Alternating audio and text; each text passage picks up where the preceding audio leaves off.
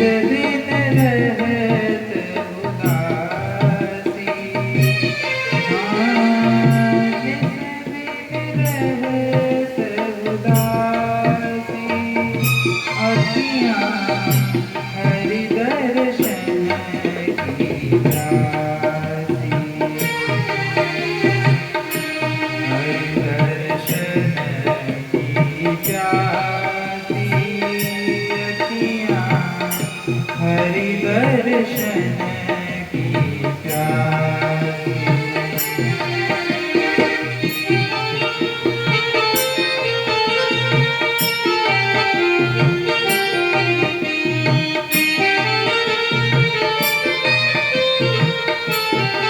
गोवर्धननाथ की जय।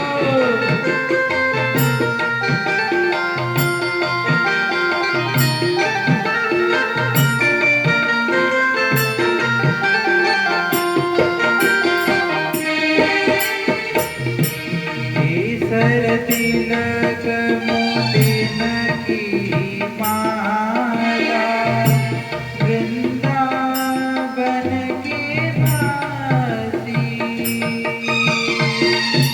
केसर तिलक मोतिन की माला, वृंदावन के भांति। नेह लगाए त्यागी गए प्रेम संग, नेह लगाए त्यागी गए प्रेम संग, डाली गए गल फांसी, अखियाँ हरि दर्शन की प्यासी, हरि दर्शन की प्यासी, अखियाँ हरि दर्शन की प्यासी। हो काहू के मन की को जानत, काहू के मन की को जानत, लोगन के मन हासी, लोगन के मन हासी। सूरदास प्रभु तुम्हारे दरस बिन, सूरदास प्रभु तुम्हारे दरस बिन, लेहो करवट कासी, अखियाँ हरि दर्शन की प्यासी, हरि दर्शन की प्यासी, अखियाँ दर्शन की प्यासी। हो हरि दर्शन की प्यासी, अखियाँ हरि दर्शन की प्यासी। सूरदास प्रभु तुम्हारे दरस बिन, लेहो करवट काशी। मैं काशी में जाकर के समाधि ले लूंगा, पर तुम्हारे दर्शन के बिना और किसी का दर्शन नहीं करूंगा। हे कन्हैया, ये अखियां तो आपके दर्शन की ही प्यासी।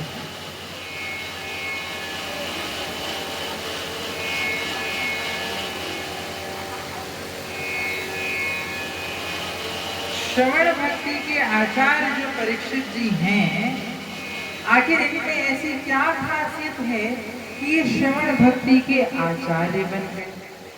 अब हम सब अलग अलग भक्ति की चर्चा ही कर रहे हैं, तो हमें इस बात को समझते हुए आगे चलना चाहिए कि हमें भी अपनी अगर श्रवण भक्ति की वृद्धि करनी है, हमें भी अपनी श्रवण भक्ति को श्रेष्ठ बनाना है, तो हमें क्या करना चाहिए। तो जो श्रवण भक्ति के आचार्य हैं श्री परीक्षित जी, उनके जीवन से उनके कुछ गुण हमें अपनाने चाहिए। परीक्षित जी के जीवन का दर्शन किया जाए तो परीक्षित जी का सबसे पहला गुण है कि वृद्धोपासन सेवया।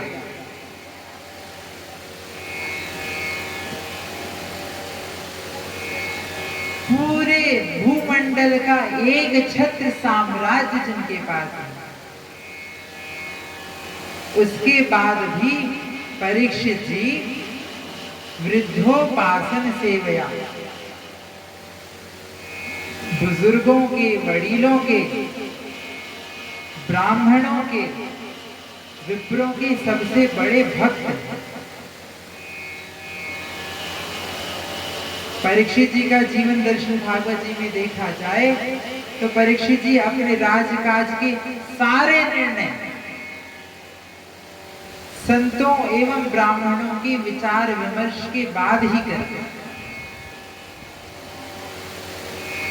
और उन्होंने अपने राज्य में अपने आचार्यों को, अपने ब्राह्मणों को यह अधिकार भी दे रखा था कि उन पर भी अगर किसी का दंड चल सकता है, राजा के ऊपर भी किसी का दंडाधिकार है, तो वो है ब्राह्मण।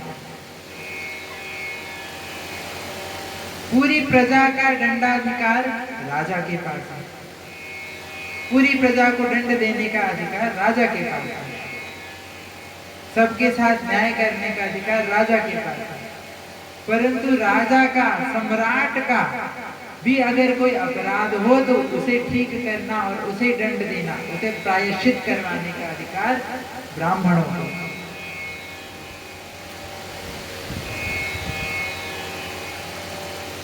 परीक्षित जी सारा राजकाज अपने आचार्य मंत्रीगणों के पास छोड़ करके भगवान के भजन में लगे रहते थे, बड़े बड़े यज्ञ करते रहते थे।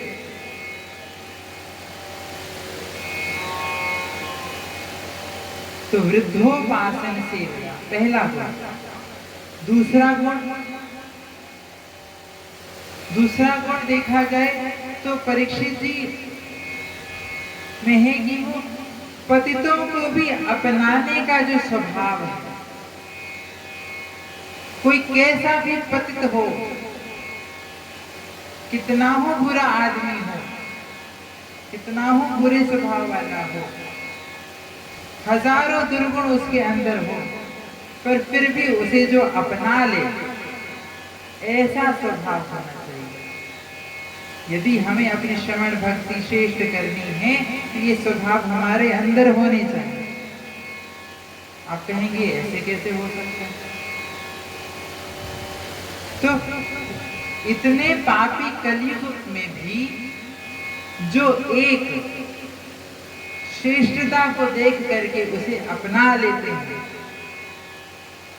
जब घर कलयुग परीक्षित जी के सामने प्रकट होता है तब परीक्षित जी उसे कली जानाम सुखाय च, कलयुग में एकमात्र जो गुण है उसे देख करके उसे निवास दे देते हैं।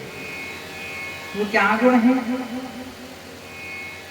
कलयुग में सब कुछ तो बुरा है, लोग सत्यवान नहीं हैं, लोगों में शौच नहीं है, लोग एक दूसरे से प्रेम नहीं करते, वैरी हैं, लोभी हैं, लालची हैं, ईर्ष्या रखने वाले हैं, पाखंड करने वाले हैं, सब कुछ ये कलयुग के गुण हैं। कलयुग का ये स्वभाव है, अयम तो युग धर्मो ही। पर कलयुग का सबसे बड़ी खासियत जो कलयुग का गुण है, परीक्षित जी कहते हैं देखा उन्होंने कि इसमें एक ही मात्र गुण है जो गुण किसी और में नहीं। क्या? फलम नास्ति तपसा न योगेन समाधिना तत्फलं लभते सम्यक् चलो केशव कीर्तना। कलयुग का सबसे बड़ा गुण है कि कलयुग में थोड़े से नाम जप से ही भगवान प्राप्त हो जाते हैं। कीर्तन मात्र से भगवत प्राप्ति संभव है। यत् फलम नास्ति तपसा न योगेन समाधिना। सतयुग में बड़े बड़े सन्यासियों को जो फल प्राप्त नहीं होता था, त्रेता में बड़े बड़े तपस्वियों को भी जो फल प्राप्त नहीं हो सका, द्वापर में बड़े बड़े अनुष्ठान करने वाले याज्ञिक आचार्यों को भी जो फल प्राप्त ना हो सका, वो फल कलयुग में कुछ क्षण के कीर्तन से ही प्राप्त हो। यत् फलम नास्ति तपसा न योगेन समाधिना।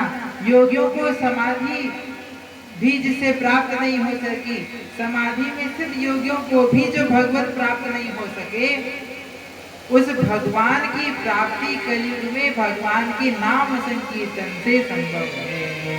बोलिए श्री नाम संकीर्तन महाराज की जय हो। हम सब मिल करके भगवान नाम का कुछ कीर्तन करते हैं।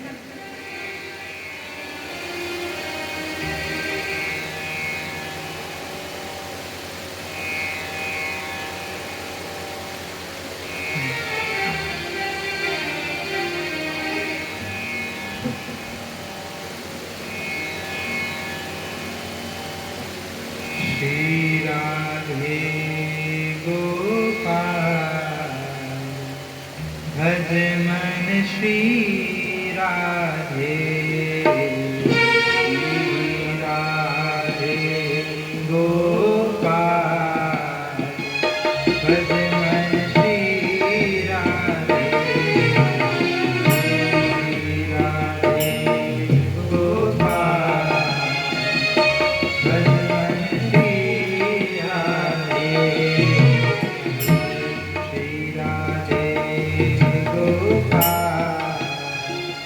भज भज मन श्री राधे।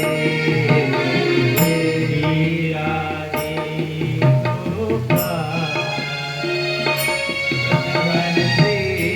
गोपाल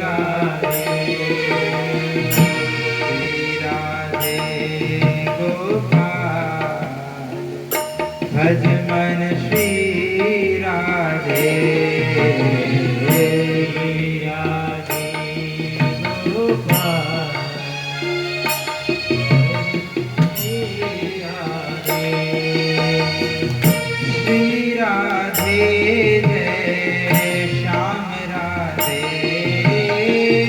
श्री राधे गोपाल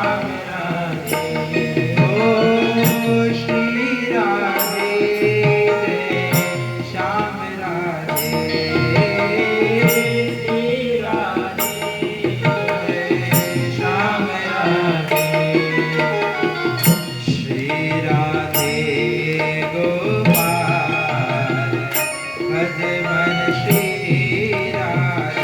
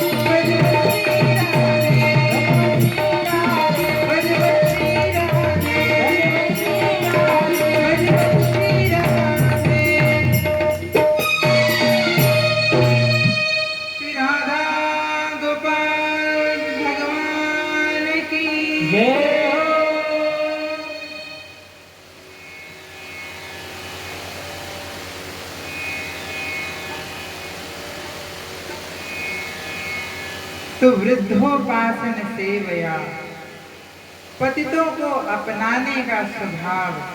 और तीसरा गुण है त्रिभुवन का यश पाना, त्रिभुवन का वैभव होने के बावजूद भी भगवत स्मरण को निरंतर बनाए रखना।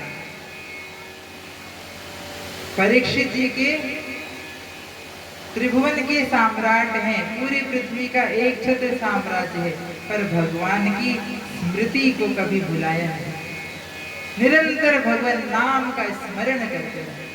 ऐसी जो भक्ति है वो श्रवण भक्ति के सबसे श्रेष्ठ भक्ति। परीक्षित जी ने जब धर्म और पृथ्वी का संवाद हुआ, वहां पहुंच करके परीक्षित जी देखते हैं कि एक बैल और एक गाय बिल्कुल निर्बल होकर के, अपंग होकर के खड़े हुए हैं, और एक बड़ा ही विकराल रूप लेकर के एक व्यक्ति उन्हें कोड़ों से मार रहा है। ये बैल कोई और नहीं, धर्म का स्वरूप है, जिसके 3 पैर गायब हो चुके हैं, केवल एक पैर पे वो बैल खड़ा है। धर्म के जो 4 लक्षण हमने कल सुने थे, तप, शौच, दया और सत्य, इन चारों पद में से, 4 लक्षणों में से 3 लक्षण तो कलयुग ने गायब कर सके। केवल एकमात्र दया और दान का जो भाव है, उसी से कलयुग में धर्म टिका है। इसलिए कलयुग में दान की सबसे अधिक महत्व है, क्योंकि आप कुछ भी कर लें, हरिश्चंद्र जैसे सत्यवादी आप नहीं हो सकते। ये युग का धर्म है। कलयुग में सत्यम नास्ति तपः शौचम, न तप है, न शौच है, न सत्य है, केवल एकमात्र दया दान का, धर्म का एकमात्र लक्षण ही विद्यमान है।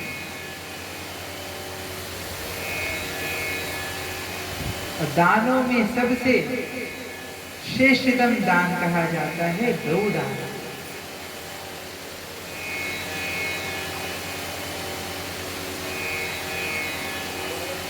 सबसे श्रेष्ठ दान है गौदान।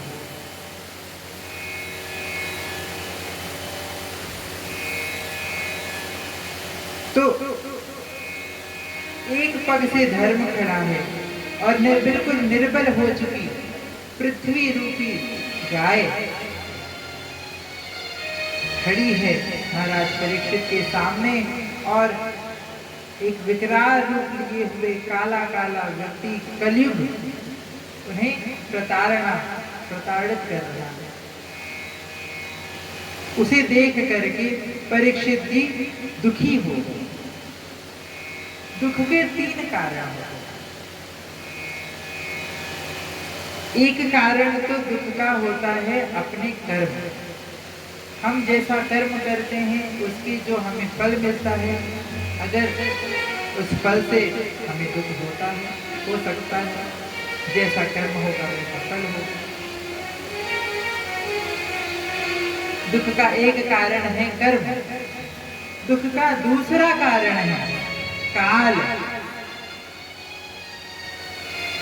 कभी कभी कर्म सब अच्छे हुए होते हैं, पर व्यक्ति के समय ही बुरा होता है।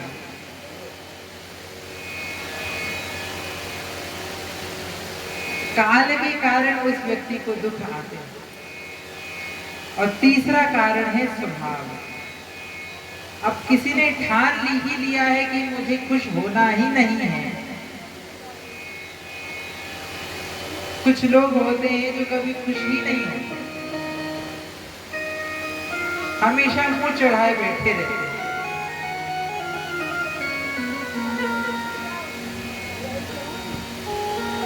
स्वभाव से एक अर्थ है, स्वभाव से मैं ये कहना चाहता था स्वभाव के कारण वो तो, एक तो उदासीन व्यक्ति होते हैं, वो दुखी रहते हैं, वो बात अलग है। अब बहुत ज्यादा दयावान लोग भी, जिनका स्वभाव दया का है, वो लोग भी दूसरों के दुख से दुखी हो जाते हैं। परीक्षित जी ना तो कर्म गलत है, ना ही उनका काल गलत है, ये उनका स्वभाव है कि वो दूसरे का दुख नहीं देख सकते। पृथ्वी और धर्म के दुख को देख करके वो दुखी हुए। अपनी दयावश भावना के कारण वो दुखी है, और उनके दुख के लिए वो कलयुग को भगाना चाह रहे थे। पर जब उन्होंने देखा कि कलयुग में एक इतनी बड़ी अच्छाई है, कलयुग में केवल नाम संकीर्तन से ही भगवत प्राप्ति सुलभ है, इस गुण को देख करके कलयुग उस पर भी दया कर देते।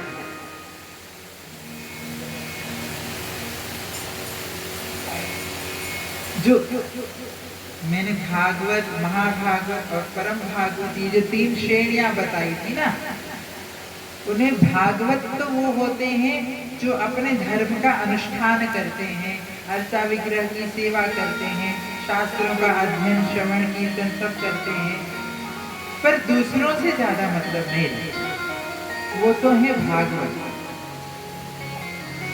महाभागवत वो होते हैं जो सबको जोड़ना चाहते हैं, किसी अच्छे कार्य में सबका भला हो, वो चाहते हैं कि सब उस अच्छे कार्य से जुड़े, ऐसी जिनकी इच्छा होती है, ऐसे जो प्रयास करते हैं, ऐसे जो भगवान के भक्त हैं, वो महाभागवत कहेगा। और परम भागवत वो होते हैं जो पापी से पापी, पतित से भी पतित व्यक्ति में भी समदर्शी होकर के उसके गुण को ग्रहण करता है। पतितानां पावनेभ्यो वैष्णवेभ्यो नमो नमः। वैष्णव उसे ही कहा जाता है जो पतितों का उद्धार करे, जो पतित हैं, जो पापी हैं, जो भगवान के पहले से बहुत बड़े भक्त हैं, अच्छा कीर्तन करते हैं, आप उन्हीं को माला पहनाओगे, आप उन्हीं को कंठी पहनाओगे, आप उन्हीं का स्वागत करोगे, उससे क्या होगा? जो उस चीज से वंचित हैं उन लोगों को हमें जोड़ना। वैष्णव का काम होता है जो पतित है उसका भी उद्धार करे। तो ये जो परम भागवत हैं परीक्षित जी, ये कलयुग का भी उद्धार करने के लिए उसका आसन, उसे निवास स्थान प्रदान करते हैं और उसकी एक सीमा बना देते हैं कि तुम इन 5 जगहों पर ही निवास करोगे। जहाँ जहाँ मदिरा पान होगा, जहाँ जहाँ परस्त्री गमन होगा, जहाँ चोरी होगी, जहाँ झूठ बोला जाएगा, जहाँ पाखंड होगा, वहाँ तुम वास करो। अब सब बुरी बुरी जगह ले ली, तो कलयुग ने बड़ी बड़ी चालाकी से परीक्षित जी से एक कही कि भगवान मेरा परिवार इतना बड़ा है, इन 5 कमरों के मकान में कैसे समाएगा, मुझे एक आध कोई अच्छा बड़ा कमरा और दे दो, आप एक मेरी पसंद का कमरा दे दो। तो कलयुग कहता है कि मुझे आप स्वर्ण में वास दे दो। परीक्षित जी मान जाते हैं, कहते हैं ठीक है, अनैतिक रूप से कमाया हुआ स्वर्ण, अनैतिक रूप से कमाया हुआ धन, उसमें कलयुग का वास होगा। जो बिना किसी की शोषण के किया हुआ धन है, जो स्वर्ण है, उसमें कलयुग का वास नहीं है। जो दूसरों का शोषण करके केवल उदरम भरणो जीवा, अपने ही पेट को भरने के लिए जो धन को एकत्रित किया जाता है, उसमें कलयुग का वास है।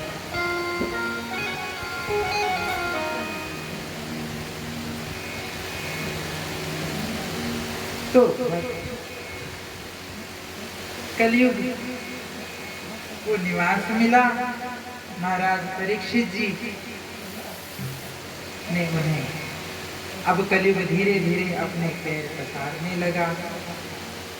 कुछ समय बीता, कुछ समय बाद कालवश एक दिन महाराज परीक्षित आखेट खेलने के लिए जाते हैं। वहां पर भूख और प्यास से व्याकुल होकर के शमीक ऋषि के आश्रम में पहुंचते हैं। शमीक ऋषि उन्हें ध्यान में मग्न दिखाई देते हैं। तब शमीक ऋषि को से अपमानित हुआ सोच करके, क्योंकि भूख और प्यास से व्याकुल हो चुके थे, उनकी मति भ्रमित हो चुकी थी।